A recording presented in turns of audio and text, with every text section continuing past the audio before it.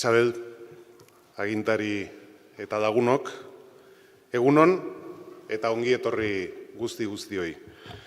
Danborrak, upelak, kantuak, doinuak, rataplanak, kalepoza, definitzen batere errezak ez diren sentimentuak eta ideiak bor-bor ditugu festaren erdigunean gauden honetan.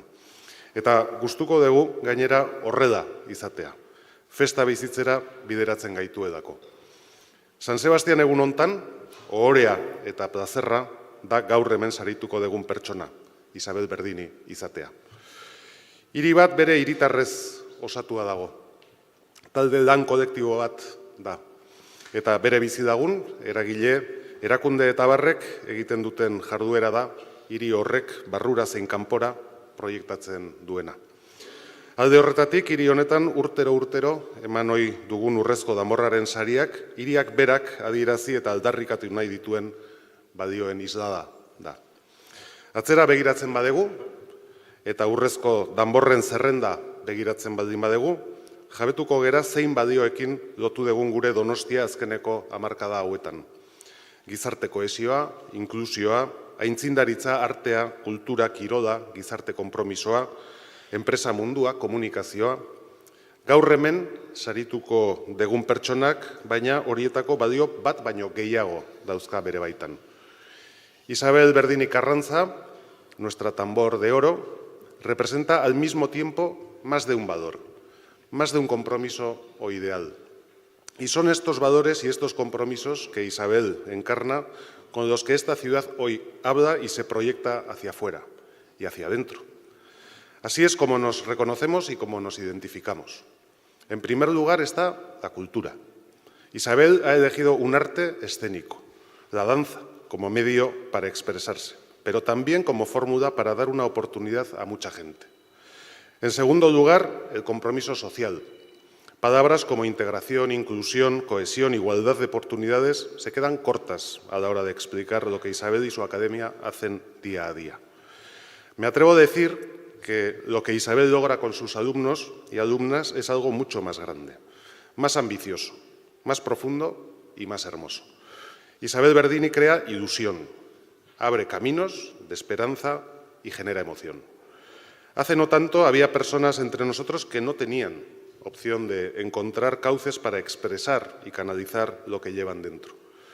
La sociedad les condenaba a un papel pasivo, marginal, casi asistencial.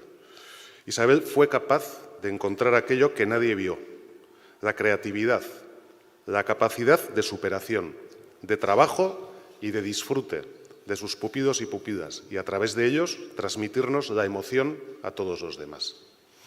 Hay algo mágico en las representaciones de Berdini Dantza Taldea que nos llega muy dentro y nos susurra al corazón. Kulturaren ekarpena bada, besteak beste harresiak eraistea. Mugak ezabatzea eta begiradak zabaltzea. Eta dantza erabili du lan hori gauzatzeko Isabel Berdinik 30 urte hauetan zehar. Isabel Berdini ha realizado este trabajo con muchas personas a su lado, también con su compañero de vida, Jesús. No tengo duda de que toda la compañía Berdini lo estáis celebrando y lo celebráis y lo celebraréis a lo grande en este día tan emocionante para la ciudad. Pero no olvidéis que mañana tenéis otra gran cita con el público donostiarra desde otro escenario. El gran escenario de la creación vasca, que es también símbolo de nuestra identidad como ciudad. Me refiero al escenario del Teatro Victoria Eugenia, hogar que os acoge siempre con los brazos bien abiertos. San Sebastián eguna festa eguna dugu, ospakizunerako eguna. Donostiarrak urtean, barkatuko didazue erderakada hau erabiltzea, desmedenatzen geran egun gutxietako bat izaten da. Danborra jo, kantatu eta dantza egiten dugu. Dantza, horixe da zuen espresio bidea, eta horixe egiten jarraitzeko eskatuko nizueke. Dantzaren bitartez bizitzak alaitzen segitzea. Gu guztiok emozionatzen jarraitzea. La ciudad concedió su primer tambor de oro en 1967 y aquella ciudad no es la misma que la de 1990 o la de 2024. Por suerte, las ciudades progresan, mejoran, avanzan y evolucionan.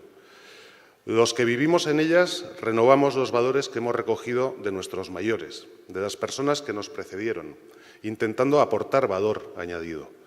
Pero lo cierto es que, al margen de alguna que otra polémica y tomando cierta distancia, yo no cuestiono ningún tambor de oro de la ciudad.